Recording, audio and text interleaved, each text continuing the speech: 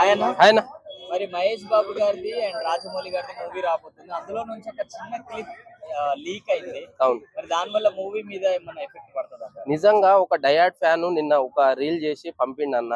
అది చూస్తే నాకు ఫీజులు ఎగిరిపోయినాయి.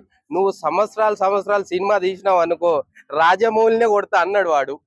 ఏమన్నాడంటే మాకు 2-3 సంవత్సరాల్లోనే మా హీరోని బయటికి రిలీజ్ చేయాలి, ఈ సినిమా 2-3 సంవత్సరాల్లో రిలీజ్ చేయాలి, లేదంటే రాజమౌళినే కొడతా అన్నాడు వాడు.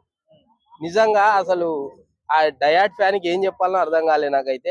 నిజంగా తొందరగా రిలీజ్ చేస్తే బాగుంటది అన్న. మా అన్న సినిమా మిల్క్ బాయ్. సో చెప్పాలంటే మిల్క్ బాయ్ గురించి చాలా చరిత్ర ఉందన్న. నిజంగా గొప్ప సినిమా రాజమౌళితో రావడము నిజంగా మిల్క్ బాయ్ అన్నకి నిజంగా చాలా గర్వపడుతున్నా, ఆనందపడుతున్నా.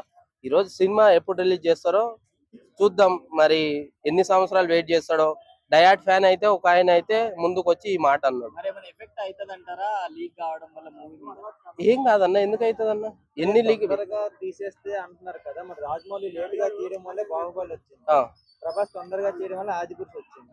సో ఆదిపురుష్ ఫ్లాప్ అయింది, బాహుబలి హిట్ అయింది. సో అలానే రాజమౌళి కూడా తొందర పెడితే ఏమవుతుంది? సో ఎందుకంటే మిల్క్ బాయ్ అన్నని మనం తొందరగా చూడాలండి.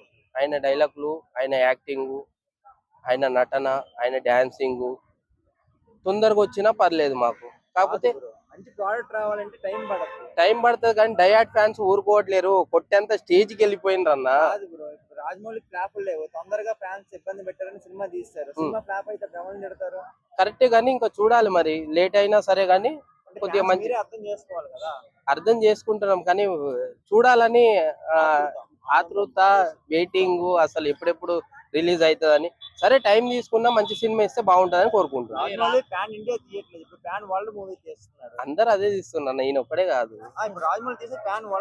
అదే అంటున్నా కదా, అందరు అదే తీస్తున్నారు, ఈయన ఒక్కడే.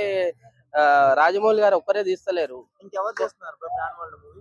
చాలా మంది తీసారు గతంలో గిట. ఇప్పుడు పుష్ప 2 ఆడలేదా? సో అట్లా ప్యాన్ వరల్డ్ గా అందరు తీస్తున్నారు. రాజమౌళి గారి దగ్గర నుంచి ఒక సీన్ లీక్ కావాలంటే చాలా కష్టం. అవును, మరి ఎట్లా అయ్యిందని అనుకోవచ్చు? తొందరగా రిలీజ్ చేద్దామని అనుకున్నారు అనుకుంటా నాకు తెలిసి.